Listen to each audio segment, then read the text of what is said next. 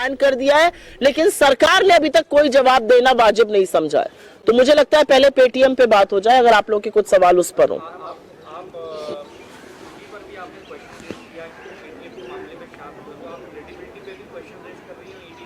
मतलब ईडी की क्रेडिबिलिटी पर तो 4 साल का बच्चा क्वेश्चन रेज कर रहा है, तो मैं इस प्लेटफॉर्म से करूंगी तो कौन सी बड़ी बात हो जाएगी।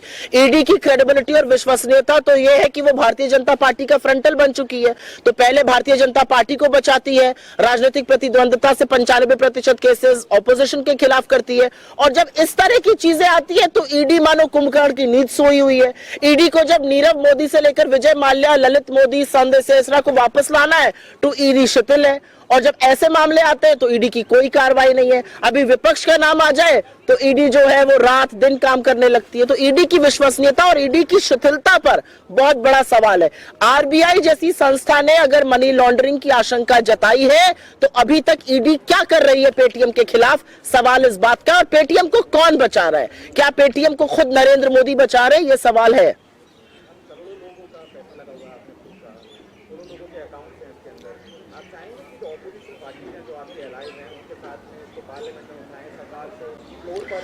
मैं बिल्कुल आशा करती हूं कि इस मामले को सदन में उठाया जाएगा। मैं बिल्कुल आशा करती हूं कि इस मामले की उचित कार्रवाई होगी। मैं आशा करती हूं कि जो छोटे निवेशकर्ता जो जिनका पैसा डूब गया और जो लोग उपभोक्ता है पेटीएम और पेटीएम पेमेंट बैंक के, उनको क्लैरिटी मिलेगी। एक अजीब सी आशंका है लोगों के अंदर, लोग घबराए हुए हैं, लोगों को लगता है कि उनका डेटा ब्रीच हुआ है। डेटा ब्रीच होने के साथ साथ यहाँ पर पैसे की भी बात है।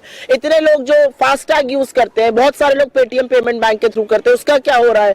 पेमेंट्स जो बहुत सारे वेंडर्स हैं तमाम हिंदुस्तान में, छोटी दुकानें, खोमचे वाले छोटे लोग, वो पेटीएम पेमेंट बैंक यूज करते हैं, उसका क्या हो रहा है। तो मुझे लगता है ये बहुत गंभीर मुद्दा और बिल्कुल इसको देश के सदन में गूंजना चाहिए। सरकार हर बार अपराधियों को इसलिए नहीं बचा सकती क्योंकि वो मोदी जी के साथ खड़े होकर सेल्फी खींच रहे हैं और उनका चरण वंदन कर रहे हैं और नोटबंदी जैसे बेतुके और बिल्कुल वाहियात डिसीजंस को सबसे मजबूत और निर्णायक कदम बता रहे हैं।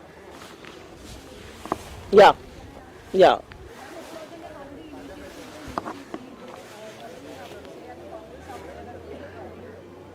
I don't have to say anything. I think these are election jumlas and they will continue up until elections.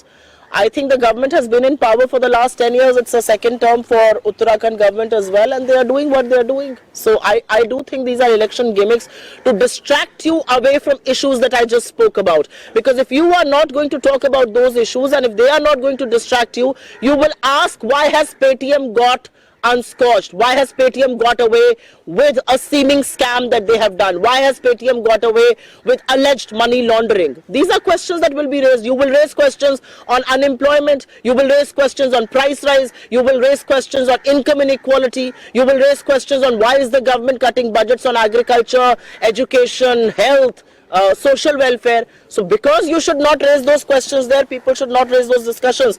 These things will be flouted. These are hot air balloons. Let them be floated.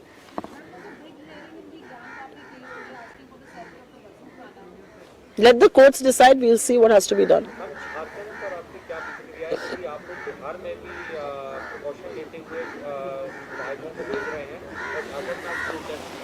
मुझे ऐसा लगता है कि लोकतंत्र में अगर आपको अपने विधायकों को हटाना पड़ रहा है, अगर आपको प्रिकॉशन लेना पड़ रहा है, तो ये लोकतंत्र के लिए बड़ा गंभीर दिन है। ये लोकतंत्र के लिए बड़ा दुखद दिन है। और दुखद दिन इसलिए है क्योंकि ये लोकतंत्र को तार तार करता है। ये दिखाता है कि सत्ता में बैठे हुए हुक्मरान पैसे और एजेंसियों के बल पर लोकतंत्र का दम घोटने का काम करते हैं। वो खरीद फरोख्त करते हैं, वो चुनी हुई सरकारों को गिराते हैं, वो मताधिकार का दुरुपयोग करते हैं। ये लोकतंत्र के लिए गंभीर विषय है और बिल्कुल जो कदम उठाना होगा चुनी हुई सरकारों को बचाने के लिए, मताधिकार की रक्षा के लिए, लोगों का जो मताधिकार था उसको ऊपर रखने के लिए, वो हम करेंगे।